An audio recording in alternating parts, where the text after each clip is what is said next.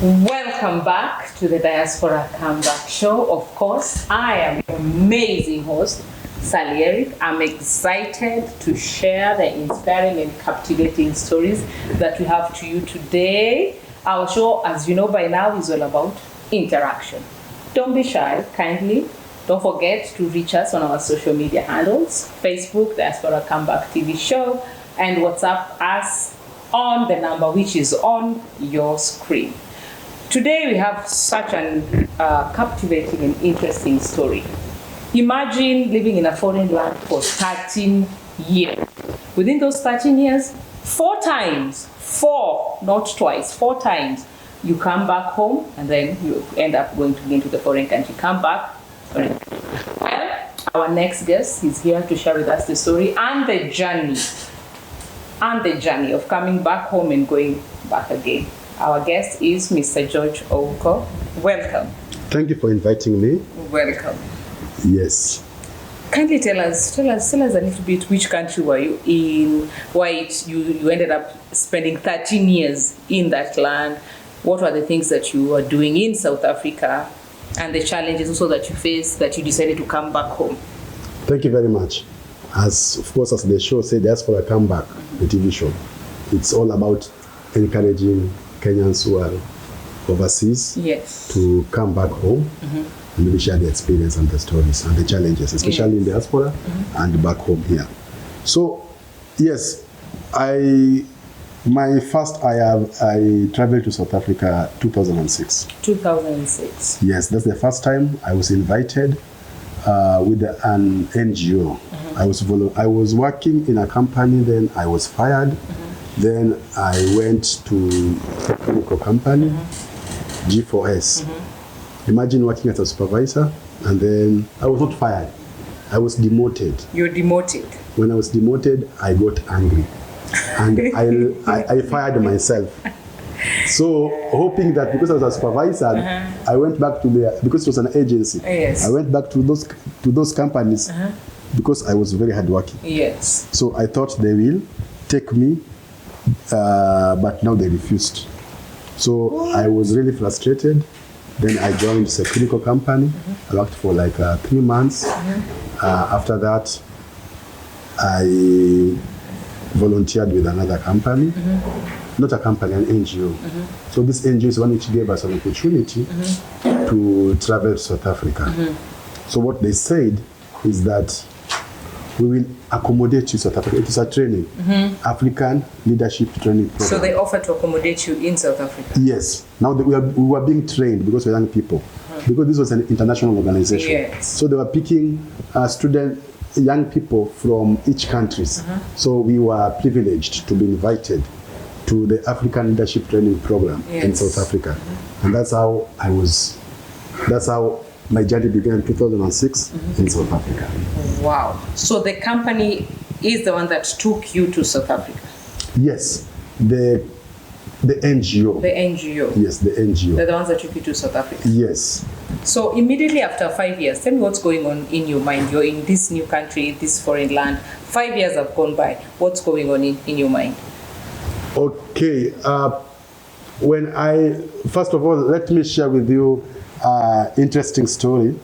Prior to me traveling to South Africa, there is a lot of arrangements. Yes. There's a lot of financial implications. That one too. There is a lot of, I've traveled, I had traveled to Uganda and Tanzania, but I had not traveled to South Africa. So I was given an option either to travel by air or by road. So because I had some friends in the church, another friend of mine who was in America, another one was in UK. So I told them, excited, that I've been given an opportunity for a training program in South Africa. Can you lend me some cash? I facilitate my travel to South Africa. Then one said that, okay, I'm doing nursing, I've not settled back, so I can't. The other one did not pick my phone. These are your friends? Yes, yes. So I had no choice. I called my dad, he sold his cow. My brother alifanya on changa and my savings. I think I got that plus minus, it was like 40K. 2006, 40K was good. And I started the process of getting a visa. That time you had to get a visa to travel to South Africa. So the companies, the NGO, they sent a document. They sent for us an invitation. So number one hassle is that the trouble that when I went for the invitation, they said they cannot give me visa because I did not pay repatriation fee. There's a fee you have to pay in case you are deported. Your money will bring you back. Yes. Home. Yes. And so we said, but there are some other volunteers because we were not the first batch that went. There was another cohort that had already gone. Why are we adding other restrictions to only us? We were 2 people. So they said that's the rule. So we went back, but of course we prayed. We knew that there were some challenges. So we prayed, went back, and the guy gave us the visa. So the second part was, now we have the visa, we have the cash. We are deciding to go by road. How do we go by road? That 2006, there was a bus that was going from Nairobi to Lusaka. I forgot the name of the bus. But that month that we were supposed to travel, the bus had liquidated. There was no people traveling from Nairobi to Lusaka. So now we had to go to another company. It's a Tanzanian bus. I forgot the name. Not Tamid. It's called something Tahud or something. I forgot. But then they were traveling from Nairobi to Tunduma. That's the border between Tanzania and Zambia. Okay. So because we paid directly from Nairobi to Tunduma. In 40K, but in budget fee like 40,000. More than enough. So fairly how much from Nairobi? From Nairobi to Dar, it was 2,000. From Dar to Tunduma was 40,000 Tanzania shillings. That's plus minus 2,000. So it was 4,000 shillings from Nairobi to Tunduma. In Tanzanian side, it's called Tunduma. In Zambian side, it's called Nakonde. Yes. Okay. So me and my friend, is a very good friend of mine, we decided to embark on the journey. We took a bus, very excited. Our first stopover was Namanga in Kenya. That's where they took our passport. We had to write the details. They stamp you. Then Tanzania, they give you a transit visa. That allows you to pass your through. own transit. Exactly. So when we arrived in Dar es Salaam, it's called Ubungo. We thought that our bus is directly from Nairobi to Tunduma. But little did we know that it's a connecting bus. I had no idea. So we had to sleep in the bus. Because we didn't know. How many hours? No, the bus arrived, it left Nairobi at 4 a.m. We arrived in Dar at 7 p.m. It's like 12 hours journey. So when we arrived there, as we thought that we are being given another bus, we continue the journey. They said, no, that bus will leave tomorrow at 4 a.m. So you have to go and look for a hotel. So we don't have money for which hotel? Tunalala kwa basi. Ile mbu ilituma. Tanzanian mosquito inaongea Kiswahili. Stop. So we slept there with hustlers, Kenyan spirit. Of course. So comrades. I'm telling you. And the good thing with the Tanzania, the bus stop, they have public showers. And because we are 2, I could leave my luggage with him. You go and take shower. And then yes. And then we took breakfast. I forgot to tell you something. Remember, when we were in Namanga side, I was afraid to change all the money. So I left some Kenyan shillings, like 5,000. So I changed like 35,000. From Kenya now to Tanzania. I had to change all. So I have Tanzanian money, but I have 5,000. Just in case. Just in case. Yeah, but the more you leave Kenya, the less the value of Kenyan money. Really? Yes. Because now when you're in Dar es Salaam, even the rate is different because yes. The more you enter, like Zambia, they don't even want Kenyan money because you'd rather give them Kwacha or Malawian money. You understand? So I had 5,000 and 35,000. So the next day, but because we had already booked, so our ticket was from Nairobi to Tunduma. The next day they gave us another bus, a seat number, and then we proceeded with the journey. From Ubungo in Dar es Salaam to Tunduma. That's the border of Tanzania and Zambia. Now, within the journey, we are being told when we reach Zimbabwe, they will ask for show money. You know, when you travel by road, remember I told you that there are some people who had traveled earlier. Yeah. So they were telling us. Okay. So we had inquired. The experience, yes. Yeah. Actually, there's a lady who alienda. She was given too many kwacha. Kumbe zilikuwa less. She was conned. So she had to stay in Zambia and family members to send for her money. So that she could proceed on with the journey. So we were being told to be careful. So we traveled from from Ubungo to Tunduma. It was 12 hours journey. Tunapita kichaka. In Luo they say team. It's wilderness. Iringa. From Iringa we go to Mbeya. And when you reach Iringa, it's a forest. It's a team. And then there are streams of rivers. Then there's mountain.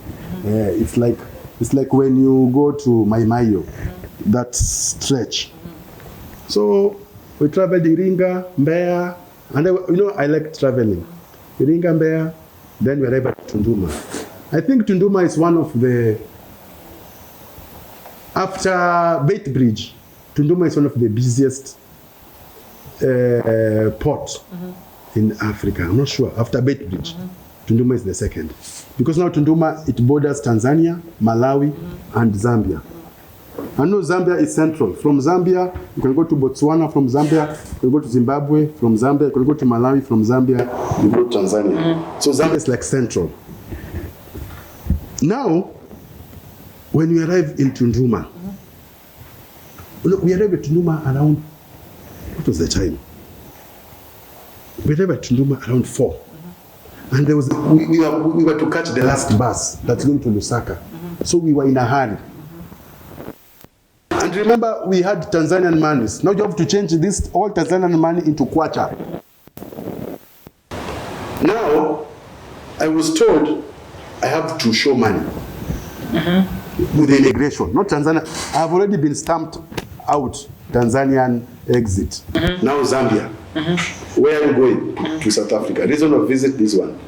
Show money. So show money is like a phrase or something? No, literally show money. You have to show them some amount of money, $300 US equivalent. Okay. But now in kwacha or even, you have to show them physically that you have. This is my money, just in case anything happens to me, emergency in the road. The Zambian government will not take care of me. It's my money. It's your money that is will take care of me. So they want you to have that cash. And let me tell you, my sister, Zambia has got one of the best buses in the world. You can't compare Zambia's, not world, in Africa. Marco Polo, very beautiful and nice buses. But they are speaking Nyanja. That is like their language. Yes. It's like they're speaking Nyanja. Not really, they speak English, but it's like they're speaking Nyanja. It's like English, but yeah. A little bit of Nyanja inside. Yes, but now let me tell you the story. I didn't have that money to show. You know, I'm working on a limited budget. Of course. Because I have to eat with this my money. I have to travel with this my money. You still have to pay for your exactly. Now, somebody took advantage. They said, don't worry, I was asked for show money. So I had to go back. Someone said, I had lots for show money. It's okay. I'm giving you this money. Go and show. And return them back to me at no fee. You are my brother. So I agreed. No, they are working there in it's called no man's land. This is Zambian, this is Tanzania. So no man's land, yes. Little did I know that these people are, it's an organized crime. So when they gave me the money, I went and showed. And the guy had to touch the money. And the guy did not even remove any single cent. The guy returned to me the money like they should. I returned to the guy. They said, hey, wait, my brother. There's 2p. 2p is not. To them, a p is 1,000. That's what they refer to. 2p. I said, what's 2p? No, the guy, I did not take your money. Search me, I don't have any money. That guy did not take my money, any money. They were surrounding me. It was a trap. I had to pay 2,000 Kenyan shillings. Why so ulipa tax? Shikatiwa $100 pesa. So that's one of my troubles ikaanza. But funny enough, we paid from Nakonde, that's Zambian side, to Lusaka. So we paid from there. We continued with our journey. The bus, like I told you, if you have big luggage, you have to pay for the luggages and the body. There are two different tickets. It's a very beautiful bags. I think because Zambia is a landlocked country, so they tegemea transport so much in Tanzania because Tanzania has a port. So Zambian things are expensive because they are landlocked. So wanatumia Tanzanian. So that's why Tunduma side is very busy, serving both Malawi and Zambia. So we took the bus, and when I was sleeping, I was woken up by the immigration. I think those people, they set you up. Yeah. Those conductor, there are two foreigners that are going to South Africa. Go and check them. English, passport. This is a passport check. We're going to South Africa to do what? For training. Where's the evidence? There's a visa. This is my application. So, okay, thank you. Have a safe journey. So we left Nakonde at 6 p.m. We arrived in Zambia, Lusaka, at 6 a.m. It's very far from Nakonde to Lusaka. And it's a flat. So we arrived in Lusaka. Now we are tired. Like I told you, the friends, you had to check my luggages. I go and shower. I change for him. He goes to shower. We're hustlers and we don't mind. So, and that's where now we have to take a bus from Lusaka to Johannesburg. It is called city to city. And it was a bit fair.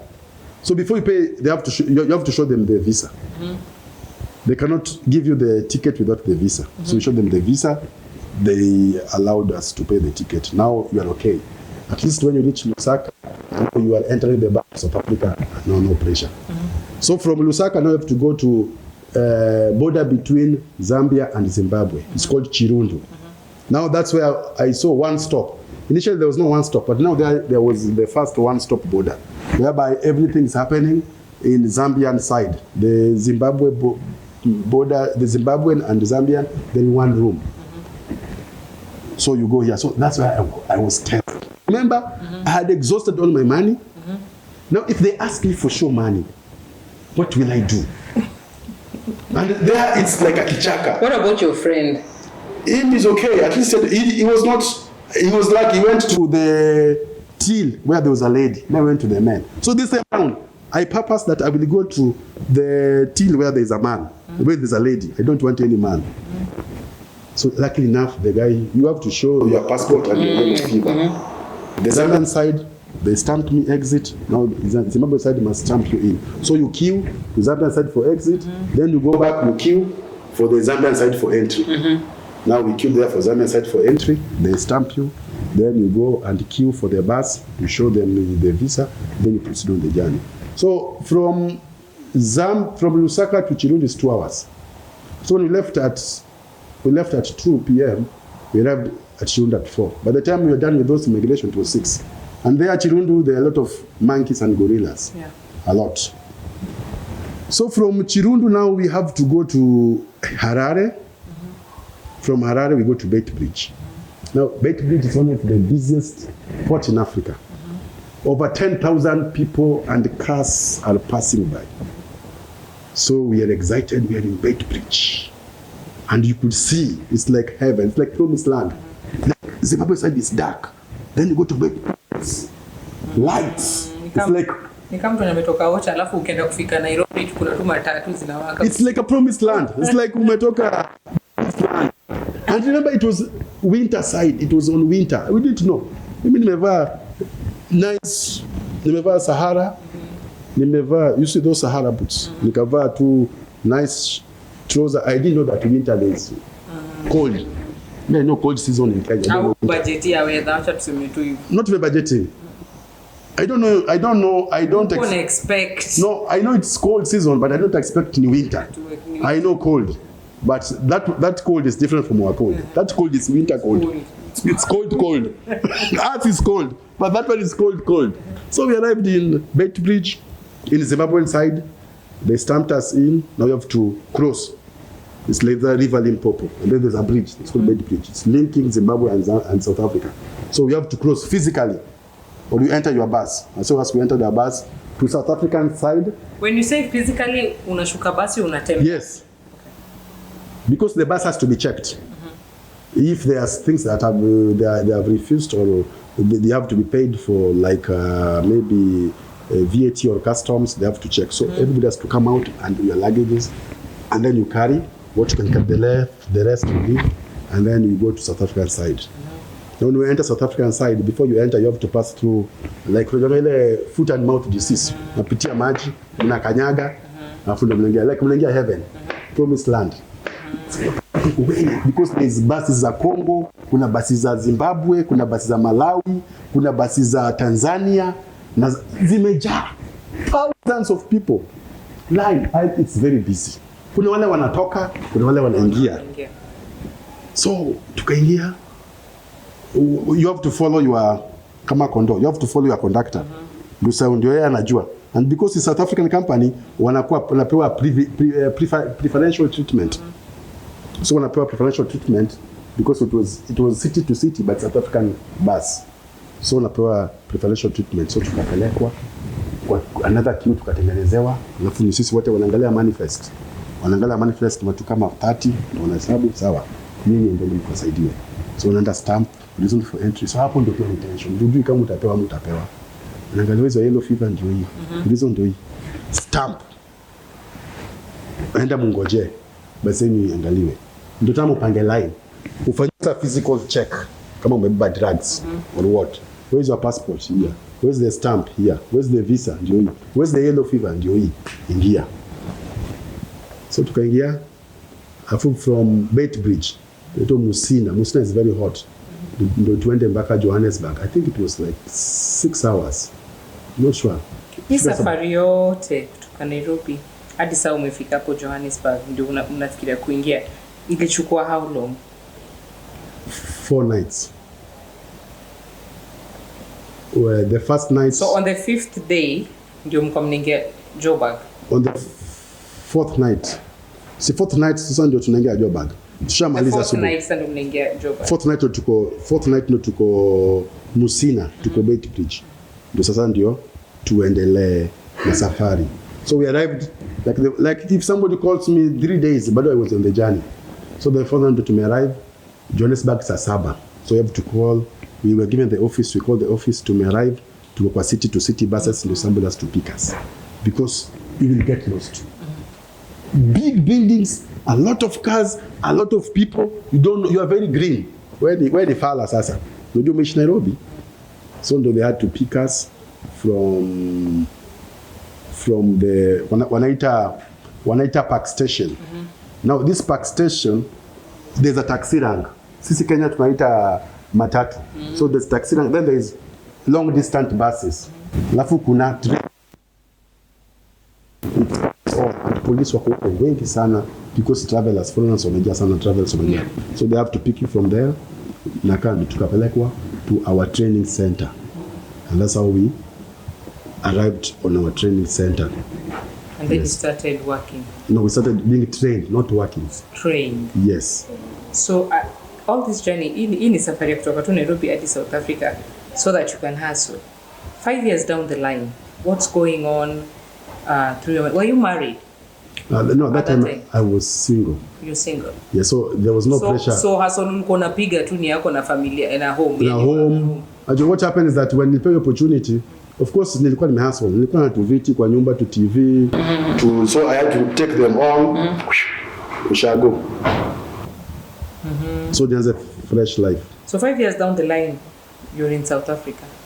Culture shock. I'd love to hear the story, your culture shock, culture huko iko aje, wewe uliingiaje ukaweza kufit in, the challenges, homesickness, what was happening within Eastpan? Because anasemanga the first 5 years are usually like sort of the hardest, the most challenging. Yeah, it was 2006. Nilikaa huko 1 year. Mpaka 2007. That's my first trying to come back home. So that 1 year ndo nilikaa South Africa. Nilikuwa CBD. Nilikuwa CBD. I can't remember the name of the street nilikuwa. It's just next to Vets University. I remember the name of it. Vets University hapo tu imeandikwa Wits. but in Afrikaans ni Wits. W is spelled like V. So it's Wits University. A place in Bramfontein. That's my first place to stay, Bramfontein. Actually, where we are staying is here, and Wits University entry in Pale. So hapo nilikuwa tunaishi. And it is my first culture shock was cold that I've never experienced. Ushile baridi na kuchapa kwa kucha. It's like needles are beating you in the kudunga kwa kucha. I don't know. Without a heater you cannot sleep. And see, we didn't carry anything. We don't know. We know there is winter clothes, then there is summer clothes, then there is normal clothes. There in your wardrobe you must have winter clothes, summer clothes. So there's clothes for, not kama sisi unavaa tu nguo yote. No. So I didn't have winter clothes. Bado uchapa kwa masikio, natoka kwa masikio. Bado kugonjeka. So so that's when now we had to go and buy. Unabai za kufunga masikio, unabai hiyo, unabai scarf, unabai gloves, socks, unalala kama mpenda soldier, unalala na kila kitu tu usingizi kupate. At least uko na heater pia.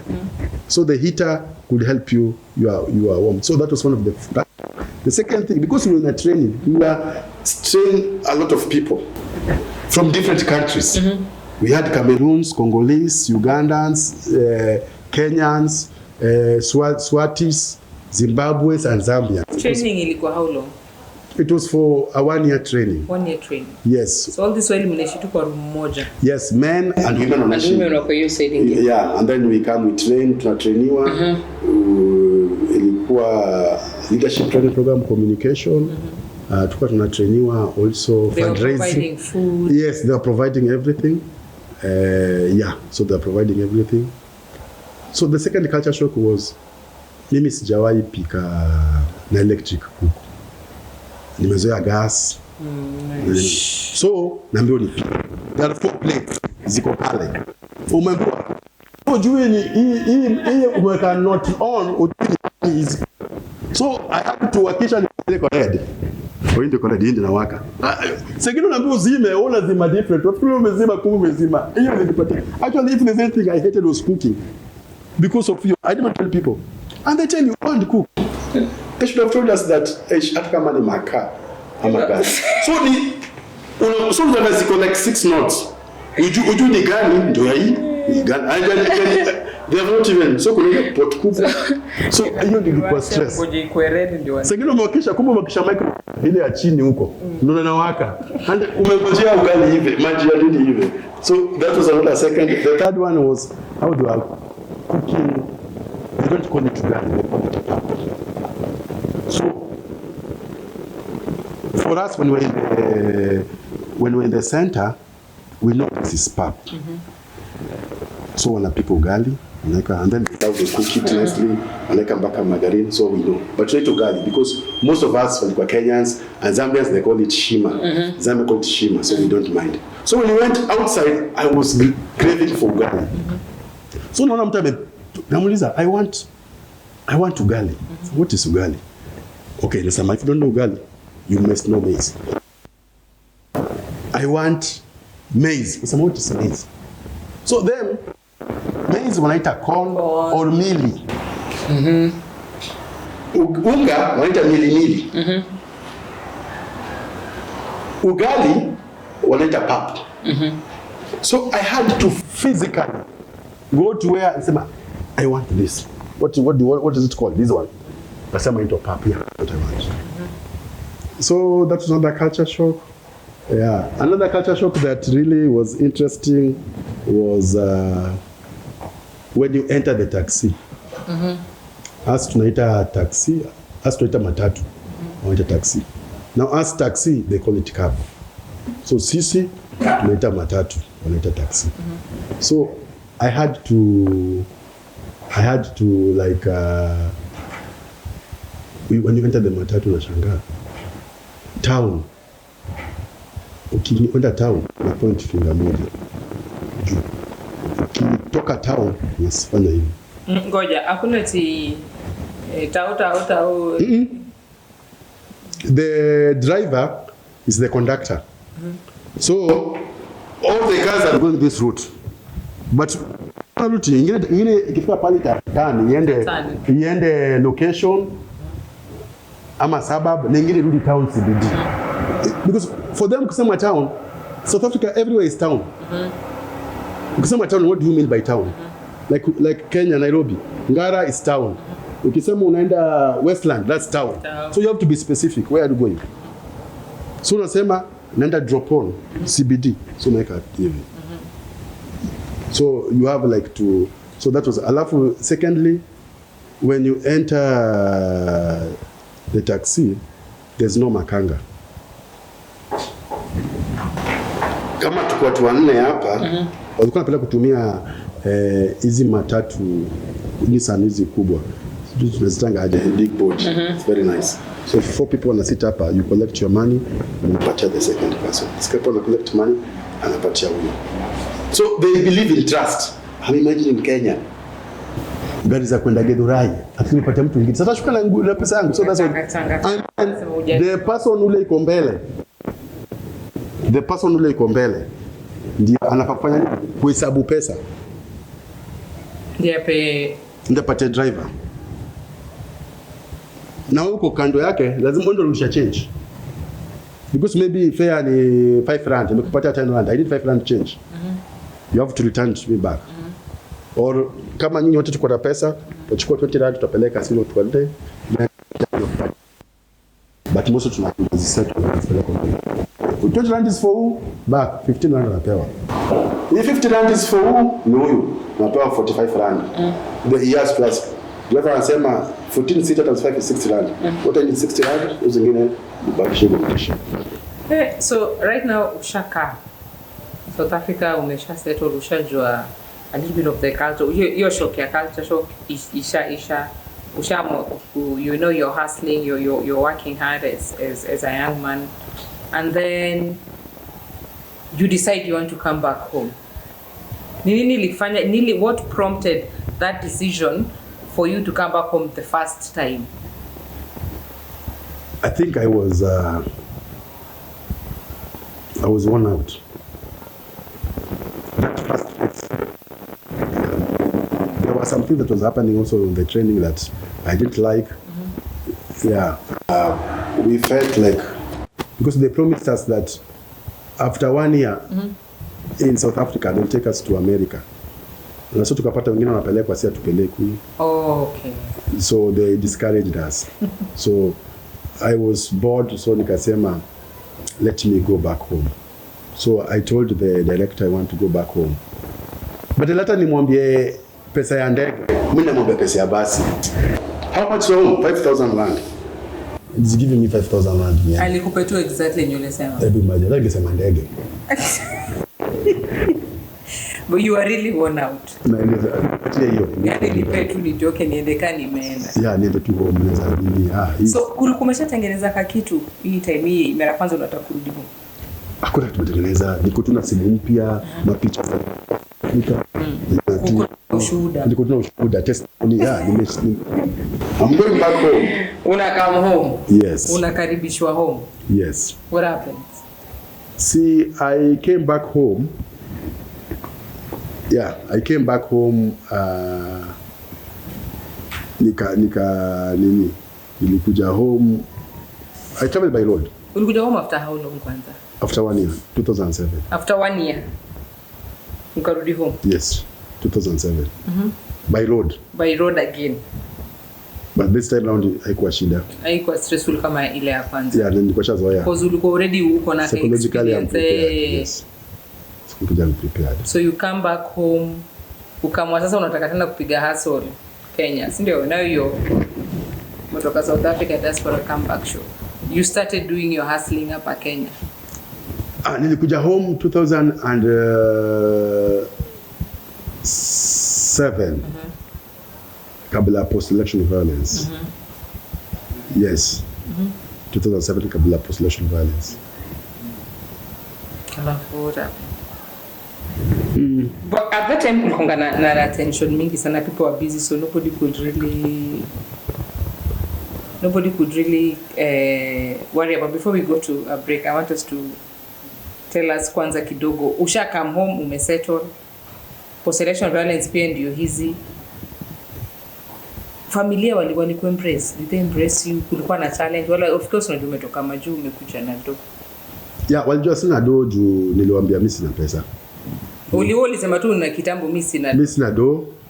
Nimekuja tu kuona home. At least pia nikuwe na testimony, nilienda na nimerudi. Nimetoka majuu. And of course South Africa was one of my favorite countries. Nilikuwa nasema South Africa and Egypt. So Egypt is nilikuwa nasema in Africa I go to South Africa and Egypt and maybe West Africa, Nigeria, but no, because South Africa is West Africa. So I wanted that people wajue nimekuja. Yes, nimerudi back. So that's the first time my attempt. I stayed for South Africa for 1 year. So 2007, kabla post-election violence, I came back home. I want us to go back a little bit. I want to talk about now your journey. You went from 2007 now, going again back to South Africa. Ulitumia matatu tena ama this time life ili change kidogo ukamwacha nionje ndege? Not really. When I came back to Kenya 2007, of course I'm a very patriotic person. I also came to vote.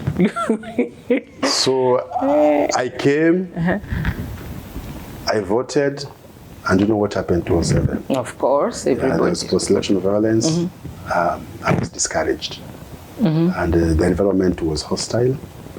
So that's the reason why I went back to South Africa. Ukadecide to ulicheki tu situation uko na haiwezi, now you go back to what you know best, going back to SA. Yes. So I decided to go back to South Africa. And this time round, what happened? How did I get the money to go to South Africa? Okay. Yeah, I'll remember. But I decided to go back to South Africa. I used road again. But this time round, there was Dar Express. Dar Express was 3,000 Kenyan shillings from Nairobi to Dar. Now I was aware. Oh, of course, you say you should your routes. Yeah, now I'm okay. So Dar Express from Nairobi to Ubungo. Ubungo, I took Hood, one of the best cars from Ubungo to Tunduma. Now I'm aware, nobody can call me, and now they don't have the issue. Zile mashow money, sijui nini, my yellow fever, nini. Yellow fever, everything. Now I'm okay. And I even slept in Tunduma because now they changed. Zambian, there was a bit of accident, so they were discouraging traveling during the night. There was a bus that had an accident and it killed like everybody at that time. So they had a curfew, no buses traveling at night. So when you arrived in the evening, you had to sleep in Tunduma. Then in the morning, that's when you booked a bus, nice bus from Nakonde, that's Zambian side, to Lusaka. Then from Lusaka, I took a bus. That time, Intercity was no longer working. So I took Intercape. There's a bus called Intercape from Lusaka to Johannesburg. Now, because we had a fall with that organization, so I went to my friends in Pretoria, somewhere different. So your friends, wenye mulikuwa mmeenda nao, kuna wenye walibaki? Kuna wale walibaki na mimi. So wewe ulirudi peke yako? Yes.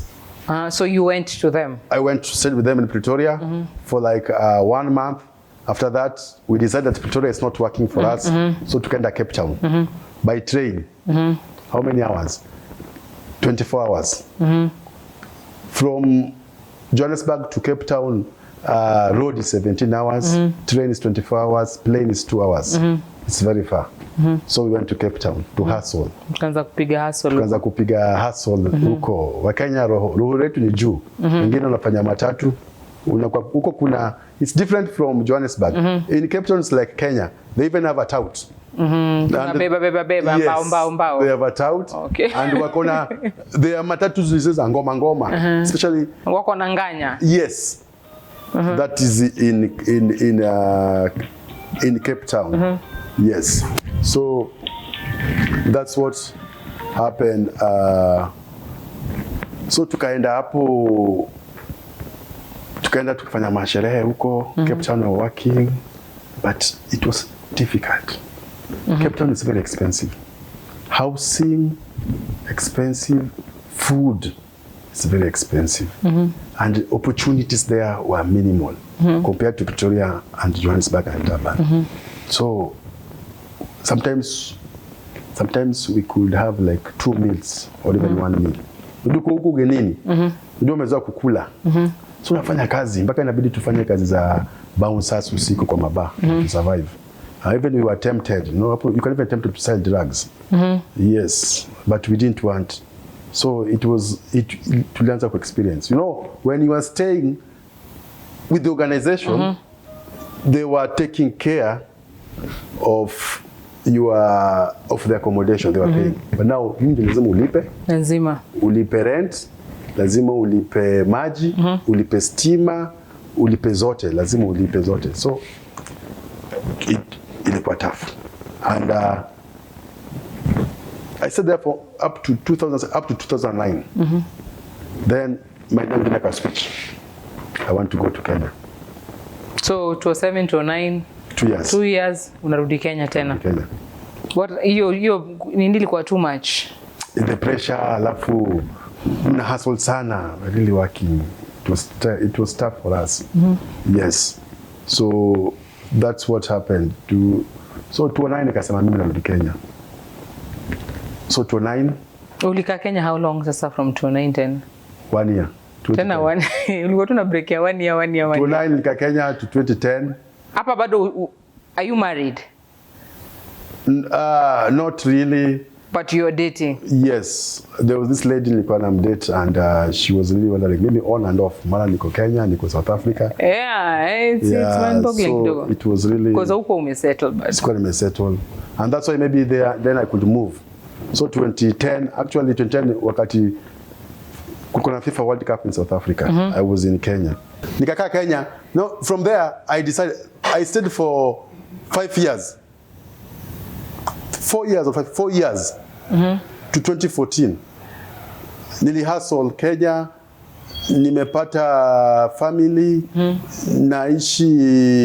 nilikuwa naishi tena estate. Ninapiga zangu Nairobi pale. Nasema this time round sitoki Kenya. Mimi ni Kenya mzalendo. Nimekaa hivi, nimechapa zangu. Biashara hivi, so jamii wa biashara hakuna job. Biashara hivi nafanya. Alafu tena biashara ikaanza kuzinzia from hapa teremka chini kidogo. Ulikuwa unapiga biz gani kwani? Si mimi ni hustler. Yes. Buying and selling. Kama una TV yako unataka kuuza, I'm the mediator. I'm a broker. Yeah. At least I was also helping in agency. If you want to travel to South Africa, traveling advisories. Na kuanzia visa, napata zangu kidogo, na survive. So nilikuwa hapo watu wananipigia simu, Steve, how can I get to visit South Africa? So I was guiding them. I'm getting something. Alafu pia nilikuwa nafanya na work with the government on sports. Yeah, tulikuwa na sports for peace. So I was organizing tournament ya sports. I organized a successful tournament ya chess. I organized a successful tournament ya volleyball.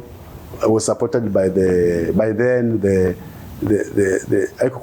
ilikuwa county.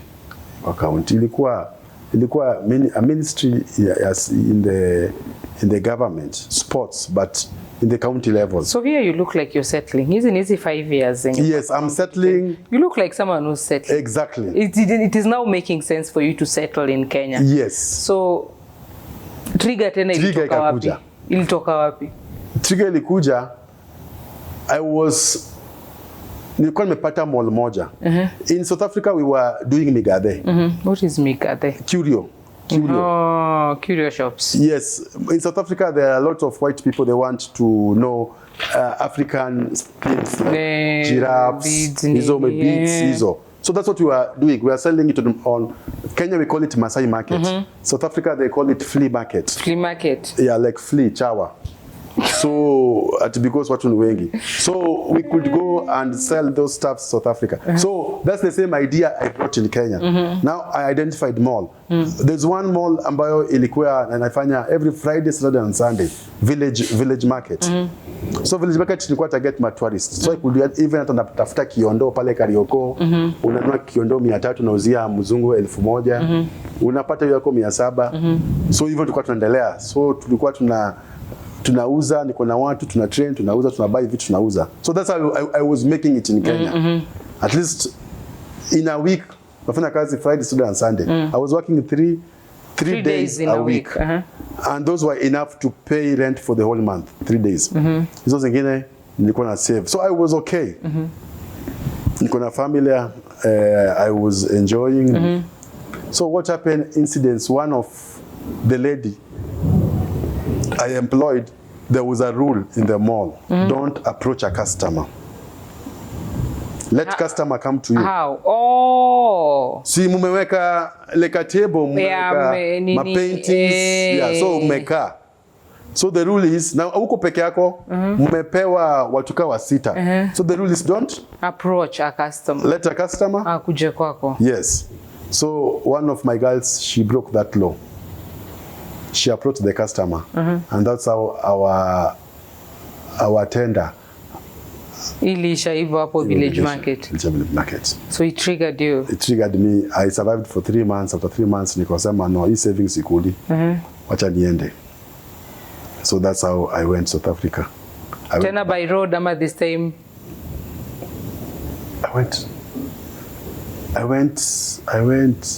I went by plane, but not to South Africa. Up to Zimbabwe. Ulifika Zimbabwe. Ulifika Zim na ndege. Nilifika Zim na ndege. Because if you go to South Africa, they want you to have a return ticket. Okay. But if you go to Zim, you don't need a return ticket. You can go one way. Yes. So kulikuwa na hii ndege. Was it Rwandan Air or what, you know, tulipanda from, it was cheaper. And so hizo hassles zote za barabara una nini. So tunaenda. And Zim, we don't need a visa to go to Zim. Yeah, you don't have visa to go to Zimbabwe. So tukaenda. So I used road. I used plane up to Zimbabwe. And from Zimbabwe, I used bus. Hadi ukaingia sasa. Yes. Your friends bado wako tu pale wale mabesti wako wenye uliacha. Wale wako Cape Town. Wako tu Cape Town. Hata kuna mwingine hapo siwezi sema kwa show but yeye hajairudi. Yuko 6 mpaka saa hii. Hajairudi. So wanakuona uko in out umerudi tena. Wanakuembrace tu. So this time round when we went, I didn't go alone. I went with one of my friends. So we did to go to, now we had to go to Pretoria to one of our Zambian friends. Because we are communicating. That is, now we are in Pretoria. So come to Pretoria. So now we went to Pretoria to one of our friends. Well, they were Zambians. They were very good friends of us.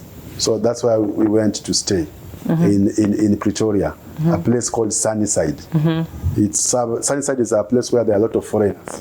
So you're comfortable to stay as foreigners. It's like CBD, extension, like Nairobi, Ngara. So it's an extension of CBD, and it's safer when there's xenophobic. Because now you can't stay in a location. Always ishi Mathare, South Africa. Always ishi Kibera, South Africa.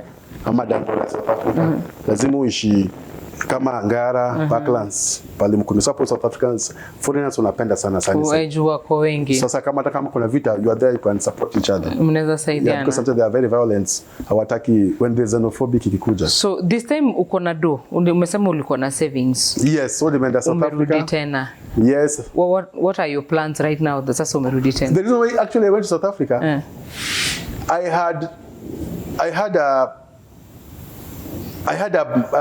had patented a brand. It was a slogan for a shoe polish. Now, apparently, in Kenya, the only biggest brand was Kiwi. And at that time, Kiwi was under which company? It had been sold. That brand Kiwi, it was in another company. Now this company, wakaniambia, the person who can help you to sell this brand, ilikuwa ni one of the biggest branding in Africa, into Ogilvy and Martha. Now Ogilvy and Martha, they are based in Cape Town. So when I tried to send for them email, Kenya, they were, so I said, let me go to South Africa. Ukutane na. In the Cape Town, niwaoneshe. It was I had one of the best slogan, advertising for shoe company. One of the best. And I had patented it. Up to now, so when nikaenda huko kasema, you don't have to come to Cape Town. Just send for us an email na hiyo nika send. Up to now nangoja. Bado unangoja 2025 bado unangoja. Bado unangoja 10 years Ogilvy and Martha. You can listen Ogilvy and Martha kindly. Watu mjibuni tu. Ogilvy and Martha. What I sent for you. The slogan, kindly remember me, Ogilvy and Martha. So your friends embrace you, you have these great ideas, uko na hii nini unataka kwenda kutana nao say. Yeah, so when we were there, so we were doing, so because now tulikuwa hustlers, so sometimes we could go to do security. Yeah, private security. If there's an event, you are being invited. Remember, there's one of my friend, alikuwa gym instructor. So alikuwa na meet watuko, because us, we are big body, we are dark, we look like Nigerians. So tunaka security. Ukisukuma tu mtu unaambia vangu ya black. Huko kuna sherehe ziko mingi huko. So mnaenda kuoffer security. So sherehe ziko. So even we were surviving. Mnaenda offer security zenyu, mnaenda majim, mnauza, mkipata nafasi mnaenda kwa flea market, mnauza hizo migadhe. Yeah. And to make life better. So it really worked because we could go up to Cape Town, not Cape Town City, Durban. Because Durban there were a lot of sales activity, especially in the winter, after Durban July. So ilikuwa mzuri. Ilikuwa mzuri 20, that was my third attempt. So this is now your third attempt. Yes. Ulika how long this time? Nilika, because even at my visa was okay. Nili extended to 2 years visa. So I had no problem with my visa. I could work freely. Because without visa in South Africa, it's tricky. Unakuwa stopped, especially when they see you, they know. Most of them, they are a bit light skin. So when I'm to dark skin, wanajua wewe ni foreigner. Wanajua ni foreigner. Wanajua wewe Nigeria au Congolese. So sasa unapiga hustle. Niko baka na nyumba yangu. Kuna hao unashughulikia family. Unawatumia mado. Yes. So again, you also look like you're settling. I'm settling. I'm settled. I don't want to come back Kenya. Urudi Kenya. Sitaki hata the idea of coming back to Kenya sitaki. Huko unataka. Yes. So again, no, I did this time around. I came for 1 month. This time I came with a plane, Malawian airline, Malawian, and this Malawian. Wait. Yes. Katika hii time ya kusettle, usha settle. No, nilikuja tu salamu tu 1 month. Kuonyesha tu watu niko fit. Nimekuja na ndege na ukarudi na ndege. 1 month. Hii ilikuwa ni I came for visits. I was already settled in South Africa. So I just came for visits. Mkuja tu visit. Yeah, 1 month. Salimia watu, familia, nirudi. Mwambie niko sawa. I'm okay. Umerudi tena unaenda kupiga job. Kupiga masharehe job nyumba iko, alafu ja huko there is what we could do huko ni you get a house then you rent it. Yeah, you subdivide, you rent it. So unapata nyumba maybe unalipa 10,000, alafu kuna 2 rooms una rent moba 5,000, nyingine 6,000 or 11,000. Unasikia hiyo idea wase? Sublet. That's what we are surviving in South Africa.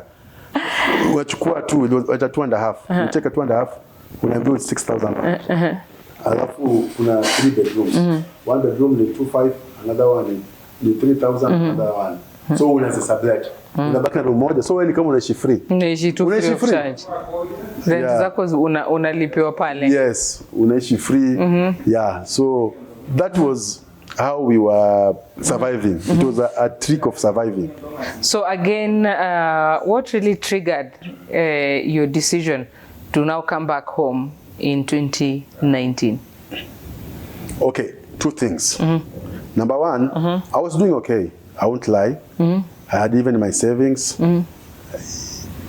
But I started being discouraged because now of xenophobic. Xenophobia. Yes. Now xenophobic was in Durban, KZN, xenophobic iko Pretoria, xenophobic iko Johannesburg. So because remember our business is buying and selling. Yes. So we were depending on markets, Saturday and Sundays, flea markets. So now even your movement is being restricted.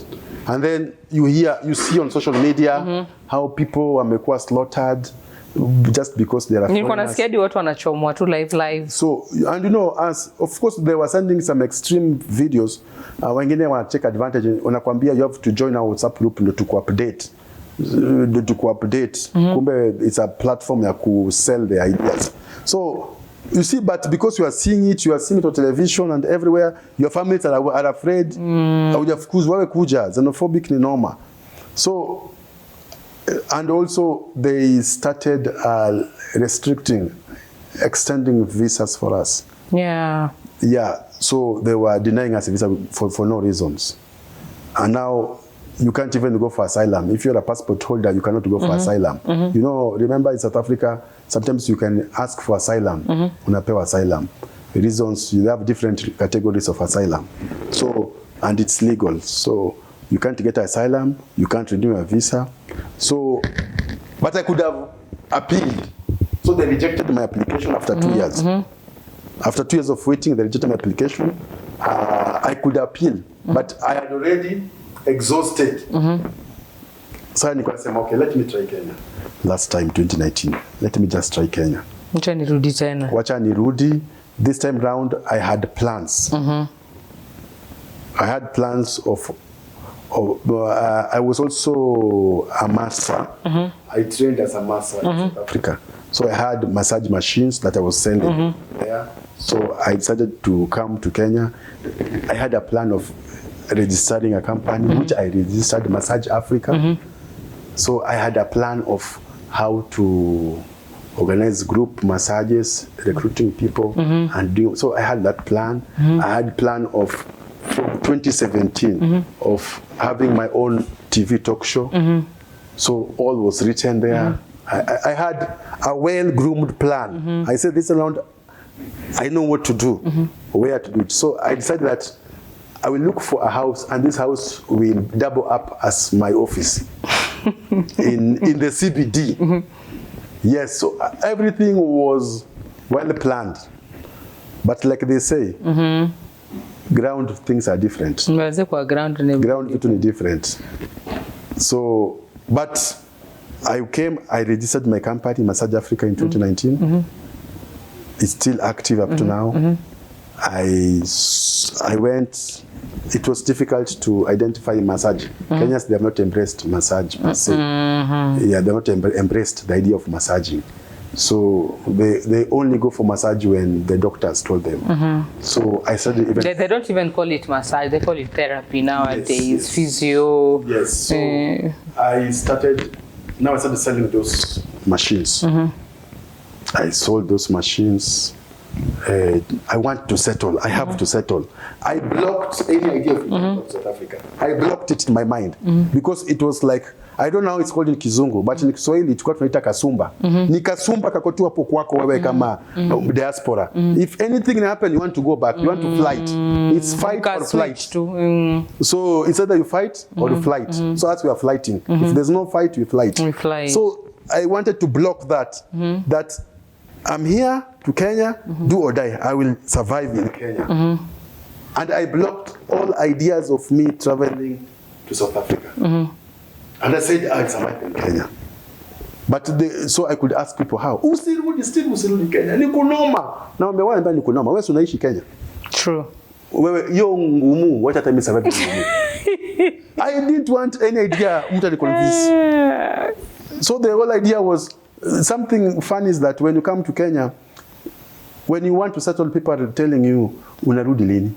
Yeah, it happens. Unarudi lini? Yeah, because they don't expect you to settle quite comfortable. No, they say you have overstayed your visit. You've overstayed, eh? Unarudi lini? Steve, kwani ulikula fare? Mimi niko hapa Kenya, unarudi lini? Unapangaje? Huko pia unaambiwa, when are you coming? You see, I had business there.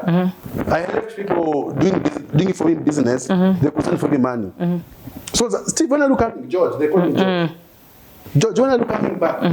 So there they want me, and Mimi, I am not. So there was two forces, two opposing forces. You're being pulled uko na uko. But now because I had solidified my mind, the power to stay here was stronger than the power to go back to South Africa. As we conclude, I want you to speak to maybe even someone like me. We also have relatives in South Africa and friends. When you wanasema hata kama ni kugumu aje. Wanasema hata kama ni kugumu aje aturudi Kenya. Na tuwezi rudi Kenya kama nimesota. Yani wamekataa. Ile lazima pige tu hustle huko. And we can see the emotional toll that is taking. There's one story that I know whereby a guy, this is a story that is really close to home. A guy is married to a South African. Mama nampiga na hakuna kitu anaweza fanya. Hakuna kitu anaweza fanya. So inabidi tu huyu boy wetu acheze tu chini juu ako ina foreign land ana try kumake do hataki kurudi home juu hana haja make it. So unapata this young guy amevumilia to that situation. Mama anampiga, anamtusi, nini anavuta fegi mbele ya watoi. Hataki kutoka kwa in such a situation. I want you to maybe look at the camera, encourage our young men and women wenye wako huko say you're thriving, you're doing it, you're back home. Hata kama si smooth, but at least you umume purpose in your heart that I must make it. I want you to encourage, and also if there's anything you feel that the government or the authorities that they can do different to make it easier for people, foreigners, maybe even Kenyans when you wanaka huko. Thank you very much. Thank you very much, the host, Miss Sally.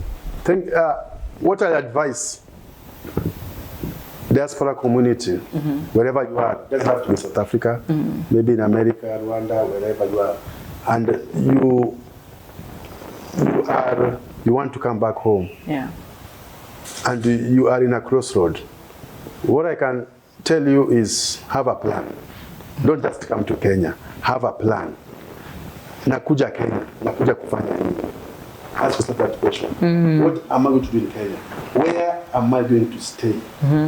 When you have a plan, and then make sure that all your savings, make sure that una work on a zero budget. Don't spend on house or what. Spend on your plan. And decide that this is what I want to do and focus on it.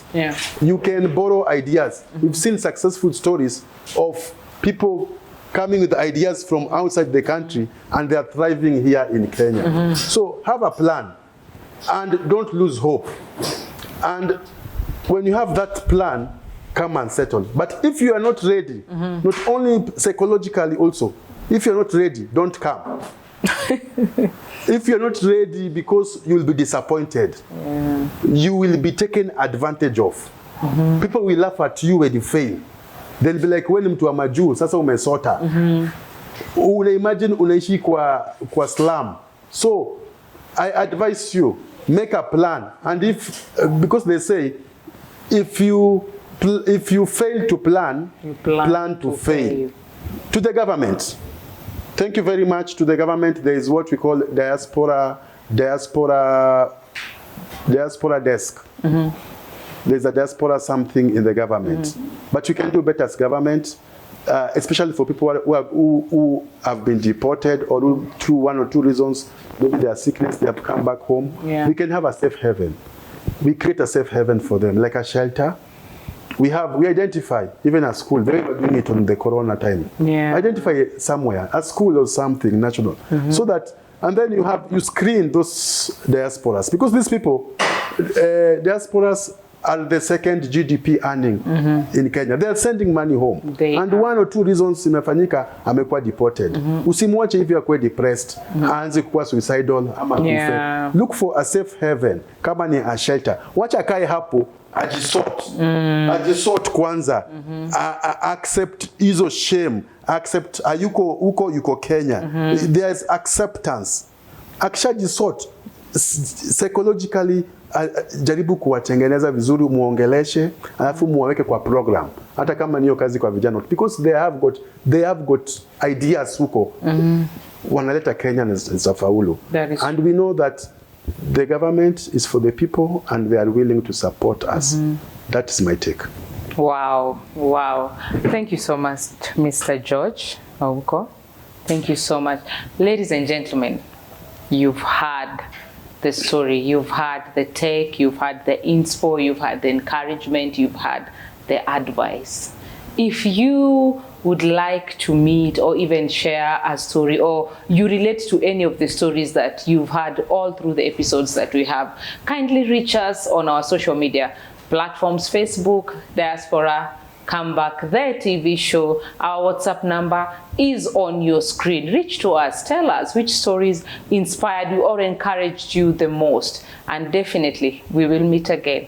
Thank you. Goodbye. If you have a Diaspora Comeback story to share, we want to hear from you.